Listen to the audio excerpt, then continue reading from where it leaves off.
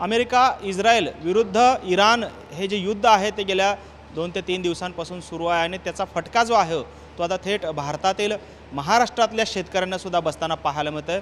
खरं तर आपण आत्ता आहोत दक्षिण सोलापुरातील कासेगावाच्या जवळचं उले या गावामध्ये आणि आपण पाहतोय खरं तर हे कोल्ड स्टोरेज आहे आणि या ठिकाणी शेतकऱ्यांचा जो द्राक्षमाल आहे तो या कोल्ड स्टोरेजमध्ये स्टोअर केला जातोय। कारण खरं तर हा शेतकऱ्यांच्या शेतातून कट केलेला माल आहे।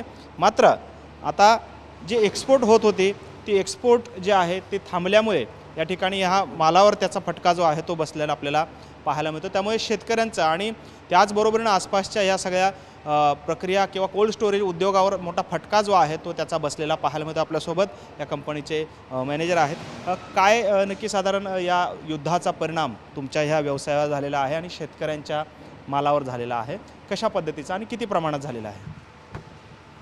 माझं नाव हेमंत मेंढे। मी गेली 30 वर्ष एक्सपोर्टच्या कंपनीमध्ये काम पाहतो। मी इंडी ग्लोबल कंपनीचा सोलापूर आणि उस्मानाचा हेड आहे। गेली 2-3 दिवस झालं जे जगावरती युद्धाचे सावट पसरलेले आहे त्यामुळं जे जहाज समुद्रमार्गे जातं त्याची वाहतूक पूर्ण ही विस्कळीत झालेली आहे। लाल समुद्र जो रेड सी आपण नावाने ओळखला जातो तिथून सगळी जहाजाची ये जा होत असते। पण जहाजाची जी शिपिंग लाईनचे जे कंपनी किंवा ओनर असतात त्यांनी इन्स्ट्रक्शन देऊन टाकले आहेत की तुम्ही कुठलंही जहाज घेऊन जायचं नाही आहे।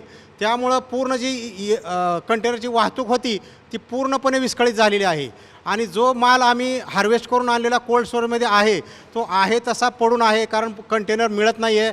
कंटेनर नसल्यामुळं आम्हाला आत आलेला माल बाहेर काढता येत नाही।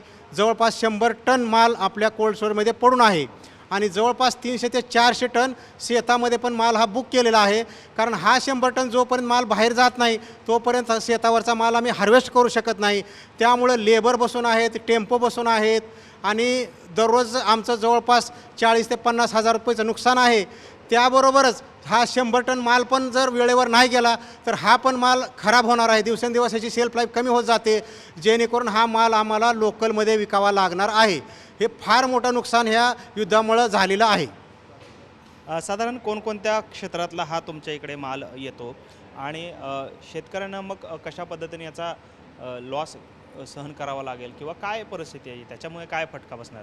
काय होणार आहे आम्ही जर हा माल वेळेवर नाही तोडला तर शेतकऱ्यांचा जागेवर माल हा खराब होणार आहे। कारण शेवटी हा पेरिशेबल गुड्स आहे, हे नाशवंत पीक आहे। ह्याला वेळेवर तुम्ही जर माल काढणी नाही केली तर दिवसेंदिवस त्याचा कलर यायला लागतो। कलर आलेला माल हा एक्सपोर्टला चालत नाही। कारण उन्हाची तीव्रता पण वाढली होती, इतके दिवस थंडीचे दिवस होते, पण आत्ता ह्या 2-4 दिवसामध्ये किंवा 10 दिवसामध्ये टेम्परेचर खूप वाढलेलं आहे। त्यामुळं मालाला कलर येऊ शकतो आणि कलर आलेला माल एक्सपोर्टला जाऊ शकत नाही। त्यामुळं शेतकऱ्यांचं प्रचंड नुकसान होऊ शकतं।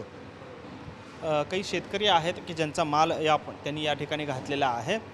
काय कशा पद्धतीने पाहताय? खरं तर चांगला उत्पन्न यावर्षीचं अपेक्षित होतं कारण पाऊस चांगला झालेला आहे आणि काय माल देखील चांगला आलेला होता। काय अपेक्षा होत्या मात्र आता कशा पद्धतीचा फटका तुम्हाला बसतो?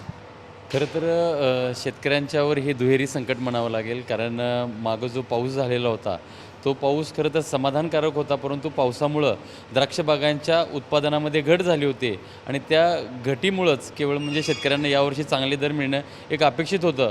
परंतु जे युद्ध सुरू झालं ते युद्ध सुरू झाल्यामुळं शेतकऱ्यांचा जो माल आहे आम्ही एक्सपोर्ट कंपन्यांकडे तो माल देण्याचा प्रयत्न करतो आहे, परंतु एक्सपोर्ट कंपन्या तो माल स्वीकारायला तयार होत नाही आहेत। कारण का तर त्या कंपन्यांनासुद्धा तशा सूचना आहेत की पुढं एक्सपोर्ट होणं हे थोडंसं कठीण दिसतं आहे। यामुळं जो काही आम्हाला यावर्षी चांगला दर मिळणं अपेक्षित होतं तर त्या दरावर कुठंतरी म्हणजे गंडांतर येण्याची शक्यता आहे आणि शेतकऱ्यांचं मोठं संकट म्हणजे शेतकऱ्यांवरती, कारण हा एक्सपोर्ट करत असताना आपल्याला इतर माल आपण ज्याप्रमाणे लोकल माल पिकवण्यासाठी जो खर्च होतो त्याच्या साधारणपणे 1.5 ते 2 पट हा एक्सपोर्ट माल करण्यासाठी आपल्याला खर्च येतो आहे। परंतु आता परिस्थिती काय झालेली आहे की कुठेतरी एक्सपोर्ट थांबल्यामुळं आमचा आर्थिक गणित बिघडण्याची शक्यता दाट आहे। पण पाहतोय खरं तर युद्ध आहे जे अमेरिका आणि इराणचं आणि त्याचा फटका जो आहे तो थेट या आपल्या भारतातल्या किंबहुना महाराष्ट्रातल्या शेतकऱ्यांना थेट बसतो आहे। कारण खूप आशेने आणि अपेक्षेने त्यांनी हा एक्सपोर्टसाठीचा विशेष माल जो आहे तो पिकवलेला आहे।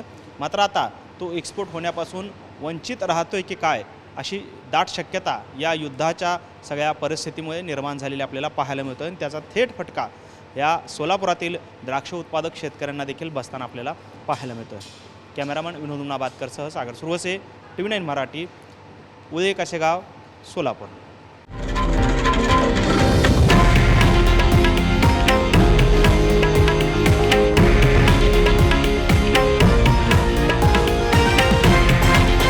हे आहे देशातील नंबर 1 न्यूज नेटवर्क आणि आपण पाहत आहात TV9 मराठी, एकमेव.